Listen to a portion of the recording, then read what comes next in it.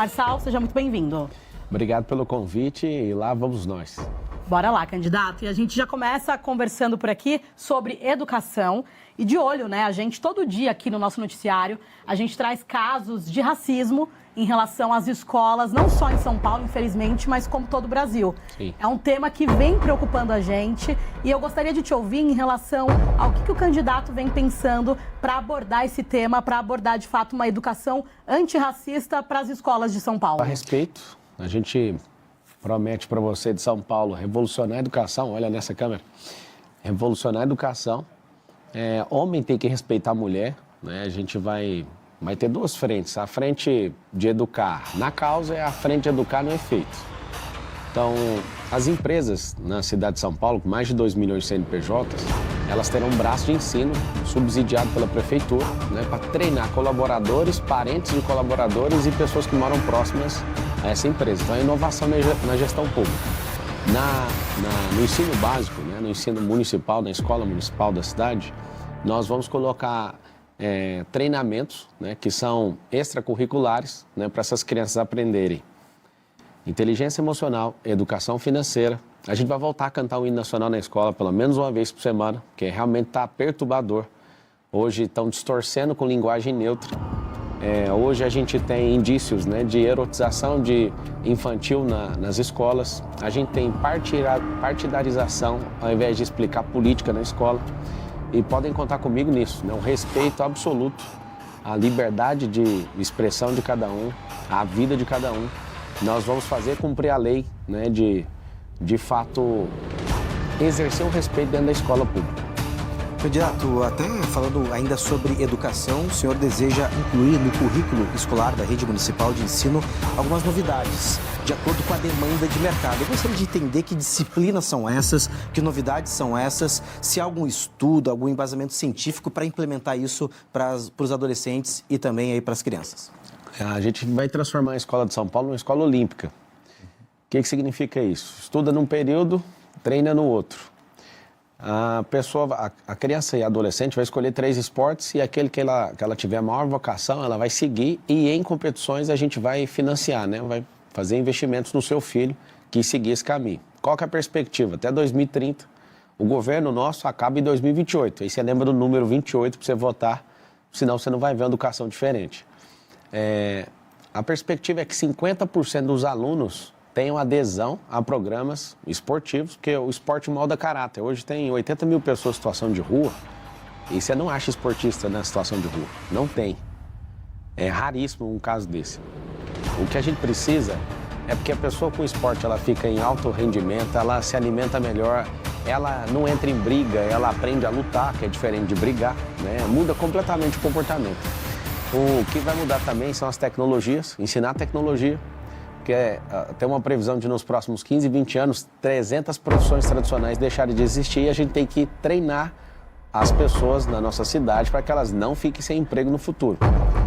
Sobre educação financeira, na Europa, mais de 70% dos europeus investem. Nos Estados Unidos, mais de 50%. No Brasil, vergonhosamente, 2,8%. Ou seja, não temos 3% da população investindo. Aí você fala, mas o que é isso? De fato, a maior proposta do nosso governo é mudança de mentalidade. E você imagina, ensinando o seu filho a ter o próprio negócio. Ah, mas ele não quer, não tem problema, mas ele pelo menos sabe. Ensinando o seu filho a investir. Não, ele não quer, mas pelo menos ele sabe.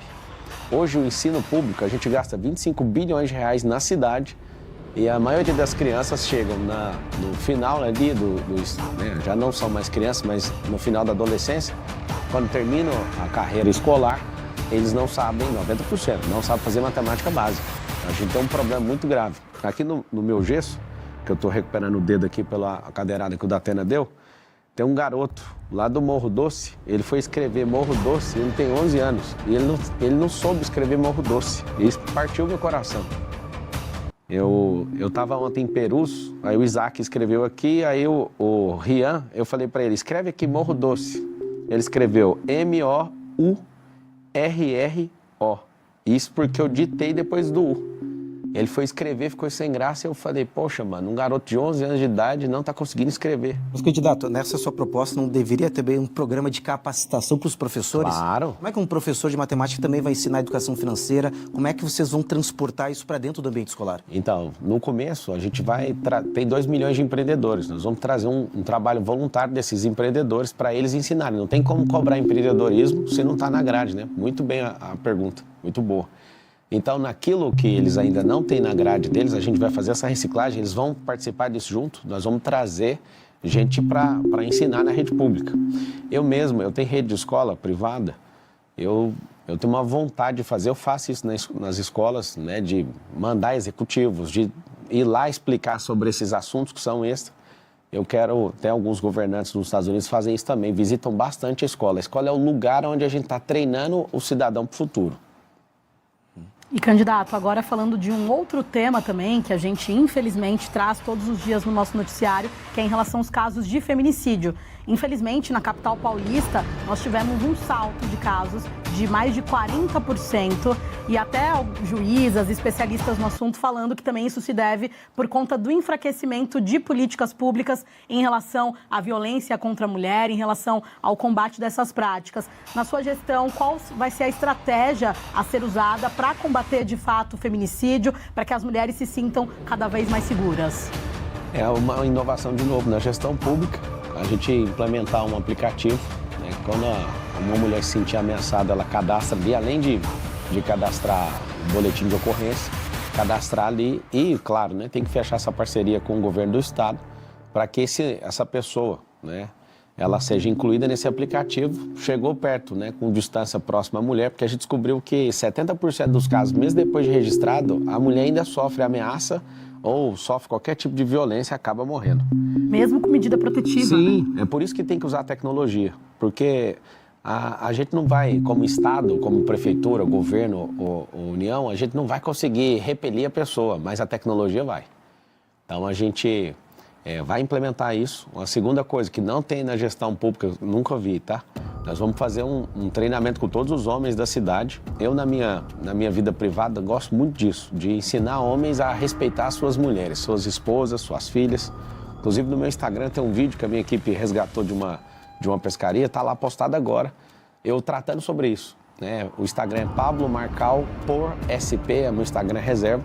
Se você puder entrar, você vai assistir um vídeo onde eu falo disso, né? Da forma que os homens devem tratar as mulheres, tanto suas mães, como sua esposa, sua irmã, sua filha, ou seja, nós precisamos de ter esse respeito e nós vamos, inclusive, tratar desse respeito, porque isso aí é falta de civilidade.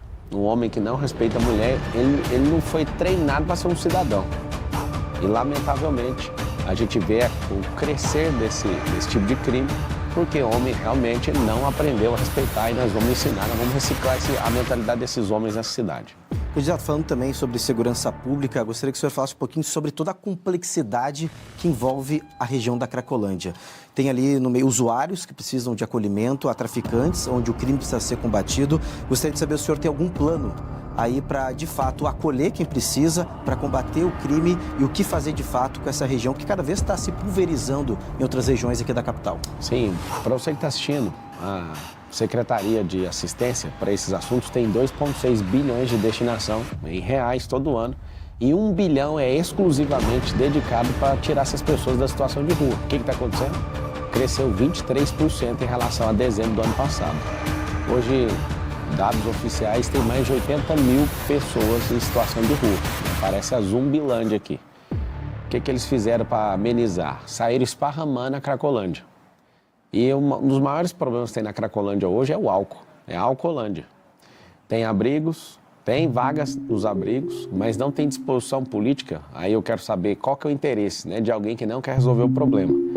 Porque primeiro a situação é de rua, depois é de abrigo e depois é de emprego.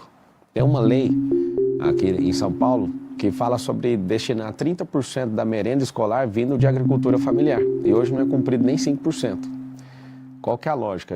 Os empregos que as pessoas conseguem entrar rapidamente sem qualificação ou com rápida qualificação é de bares e restaurantes, porque o maior empregador de pessoas que saíram da situação de rua são bares e restaurantes e agricultura familiar. Da gente, de fato, levar essas pessoas. E o que é o empecilho? Eu, inclusive, quiser ver no meu Instagram, entra aí no Instagram, Pablo Marcal por SP, eu tenho um momento que eu vou conversar com o morador de rua para levar ele para o abrigo. Até acabo orando com ele ali e dou toda a atenção. E eu falo para ele, né, por que você está na rua? Ele fala, né, que puxou 11 anos de cadeia por homicídio. Ele está lá destruído. Eu falei para ele assim, olha, eu te perdoo como sociedade, dá para recomeçar. E, cara, é bem emocionante, sabe, o vídeo, mexeu muito comigo. Só que aí o Sabará, que já tirou 3.500 pessoas da situação de rua e foi secretário da prefeitura e do governo do estado, ele tirou dando emprego.